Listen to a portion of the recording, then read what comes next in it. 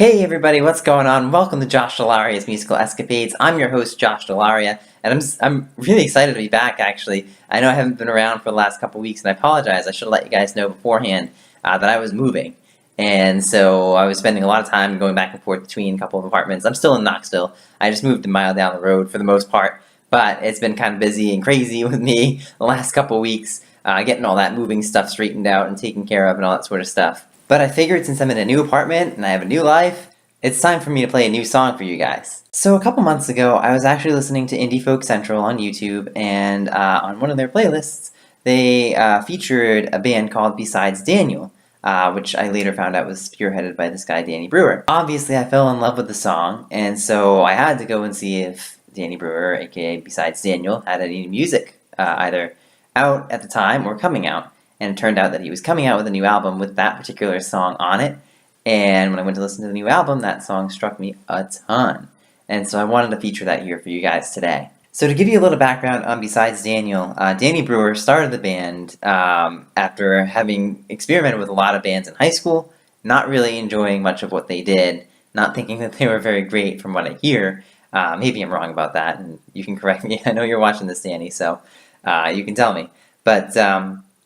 But yeah, I think he just wasn't satisfied with what other bands had done in high school. And so while all his friends went off to college, he decided to start his own music projects and involve whoever wanted to be involved in doing so. And he called his band Besides Daniel. So for us here at the Escapades, I think that's one of the perfect examples of an Escapades type band. Like those bands that, despite all their limitations, just do whatever they feel like and don't worry about the limitations. One of the stigmas in music today is that, you have to have this circle of friends that'll get you, into places where you're better known and you have better resources and all that sort of stuff. And, in all honesty, you really don't. There are a good number of artists, at least a couple that I know of, and I'm sure there are plenty out there that I don't know of, who just go and make music and it still sounds great, even though they don't have a whole lot of stuff behind them. Danny Brewer is one of those musicians who's just never been afraid of being alone, and I think what's cool about that is that if he can do it, literally anybody can. Okay, so the album is called Teeming, T-E-E-M-I-N-G, and the song is the third from the album. It's called Wonderfully Made. And in songs like these, what's most important is the phrasing and execution of the voice and the instruments as well. Because there's not a whole lot of background music, it's not very loud in the background, really the phrasing and the execution are everything. And also, the other thing to pay attention to in these types of songs is also the depth of the lyrics.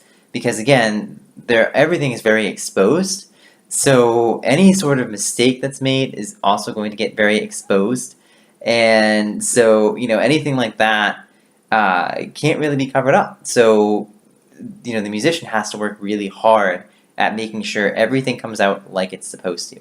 So, obviously, Besides Daniel does a great job of that, which is why I'm featuring this song, and I'll explain it more after you guys listen to it. So this is called Wonderfully Made.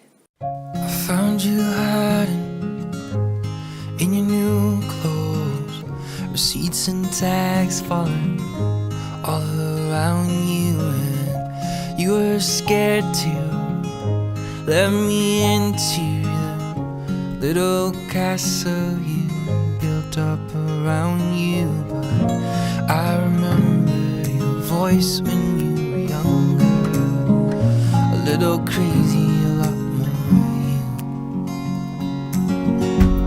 Who told you you were naked, mama?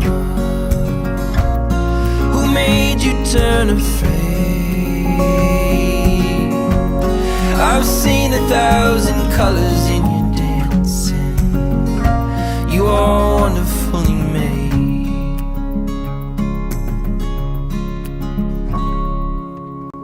The brutal strength comes to alarm you and turn you into a product from a factory. But gardens grow up, oh, what are we made of? You're not an imitation, you are a mystery. I remember your voice when you were younger, a little crazy, a lot more you. Who told you you were naked, afraid. I've seen 1,000 colors in your dancing. You are wonderfully made.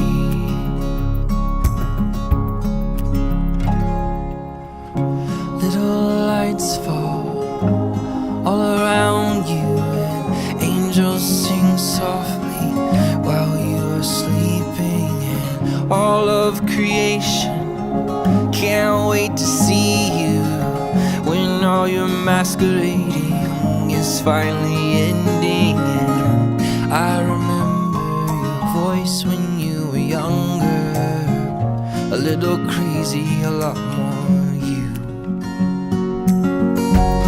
Who told you you were naked, mama? Who made you turn afraid? I've seen 1,000 colors in your dancing. You are wonderfully made. You are wonderfully made. You are wonderfully made.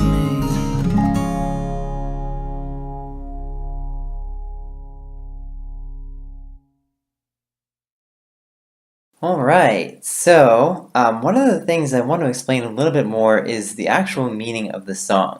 So I'm sure some of you guys probably got a little bit of a sense of what you think the song is probably about from the first verse, when he talks about, I found you in your new clothes, you were hiding in the castle you built up around you. I'm sure you guys probably think that this is going to start turning into a love song. Well, you're partially right.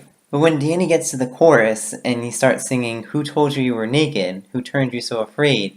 I'm sure some of you are probably scratching your heads a little bit, saying to yourself, something doesn't quite make sense here. Well, I think the best explanation for this process actually comes from the Bible. What? The Bible? Yes, I know some of you guys are thinking that in your head. How in the world does the Bible have anything to do with this song? So I know not all of you guys necessarily who are watching necessarily believe in the Bible, but just give me a minute, because understanding this part of the Bible that I'm about to explain will help you understand this song. So I think, and again, Danny, correct me if I'm wrong on this, but I tend to think that this song has a lot to do with the Adam and Eve story in the Bible. And so for those of you who don't know much about it, it's basically when God created the earth, the first humans he put on the earth, he called Adam and Eve. And when they sinned, they realized that God had made them naked. And as a result, they put clothes on, they made clothes for themselves, and they hid themselves away from God. So eventually God comes through the Garden of Eden looking for the man, and says, "Why were you hiding from me?" And the man says, "I hid because I realized I was naked." And God says, "Who told you you were naked?" And so in this case, Danny's actually using it in reference to the woman, to point out the woman's beauty. But that's the basic idea of how the song kind of proceeds. And that's why I think it has more to do with the Bible passage than any sort of love interest. So with all that said, I'm going to go ahead and play the first verse and the first chorus again for you, and see if this kind of changes your perspective a little bit. I found you hiding in your new clothes, receipts and tags falling all around you, and you were scared to let me into the little castle you built up around you. But I remember your voice when you were younger, a little crazy, a lot more you. Who told you you were naked, mama? Who made you turn afraid? I've seen 1,000 colors in your dancing. You are wonderfully made. Yeah, does that make a little bit more sense now, the way that you can hear it this time? I feel like when I first heard the song, I thought it was going in that direction too. But once he started saying things like who made you, who told you you were naked, and who made you so afraid, it clicked with me, because I've looked at this in the Bible plenty of times, but I know not everybody's heard that kind of explanation of what happens in the Garden of Eden. So I think if you have that sense, you kind of understand the song a little bit more. And this is where the lyrical depth comes from, by the way, because everything that Danny continues on to say, put in the song, is related back to that original concept. The other funny part about the song, too, is that it actually relates well to us today. Even the Garden of Eden scene actually relates to us well today. Whenever we tend to do something stupid, like, for example, if you were playing baseball when you were younger and you happened to break a neighbor's window, it's like, Mrs. Jackson, I don't know how your window got broken. I totally didn't do it. I don't know. I don't know. Some ball must have just drifted through the window. So you hide away. You try not to get in trouble for what you do wrong. And so it's so funny that the first humans put on the planet 4, 5, 6,000 years ago did the same things as what we do today. So even though the song is about the Garden of Eden, it still relates to us human beings today. Okay, so in a song with this type of structure, the third verse is actually the most important part of the song. It basically is like a kind of a light bridge in a sense. It should be the most powerful part of the song, where the writer's message gets through to you in the most powerful way possible. What I mean by that is basically that the verse should still have the power and the kind of weighty lyrics that a bridge would have, but just happens to have the structure of a verse. So let me play that third verse for you, and then I'll explain if I think this is really good or not so good. Little lights fall all around you, and angels sing softly while you are sleeping, and all of creation can't wait to see you when all your masquerading is finally ending. And I remember your voice when you were younger, a little crazy, a lot more you. See, here's what's awesome about this. I think Danny does a great job of switching up the music here and pushing this to a little bit of a different sub-theme, and bringing out kind of the angelic beauty that the first woman was supposed to have, and the respect that she was supposed to have as God's creation. And so putting that angelic choir kind of chorus in the background, I think, was really awesome. Pulling the instruments into more of that kind of style was a really smart idea. And I think it really makes that third verse stand out a lot, and I think that he honestly did put a lot of the best lyrics in there. Alright, the last thing I'll mention here is the way Danny executes the guitar and the instruments in the background, because again, like I mentioned, those are things that really stand out in songs that don't have a lot of background music. And in all honesty, I think this song, I probably don't need to play a whole bunch of examples in here, you guys can probably tell just from listening to the song, but there's not a whole lot of pingy guitar sounds, there's not a whole lot of muffled sounds at all. Everything rings out perfectly clear in the background. And I think that is really awesome. It's a really good testament to Danny's work and kind of developed skill. And it obviously shows that he's run through it a ton of times in order to make that sound the way it's supposed to sound. Thank you all for watching. That's all I have on this song. If you guys like Besides Daniel, you can go and check out their website at besidesdaniel.virb.com.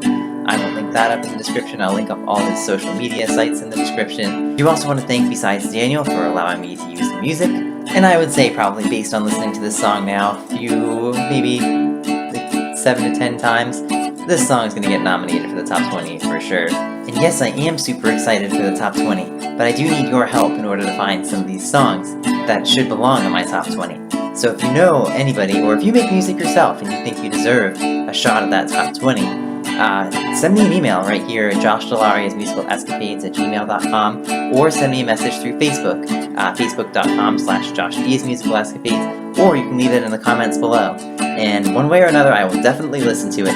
No guarantees that it'll end up on the show, but it might, so you never know. Also, my last couple of top 20s are on Facebook, listed on Facebook, so you can go and see some of those songs that are on there, and see if you can kind of compare your songs to what they're doing, and see if there's a way that you can kind of improve your songs to make it so that you can likewise get on the top 20.